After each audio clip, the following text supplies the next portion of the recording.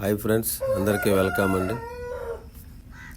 మన village form channel వీక్షిస్తున్న సబ్స్క్రైబర్లకు మరియు ప్రేక్షకులందరికీ ధన్యవాదాలండి. ఇప్పటి వరకు మన ఫామ్లో పందెం పుంజుల వరకు పెట్టడం జరిగిందండి. మీ కోరిక మేరకు మెట్టవాటం పెట్టలు జాతి పెట్టలు పెట్టడం జరిగిందండి.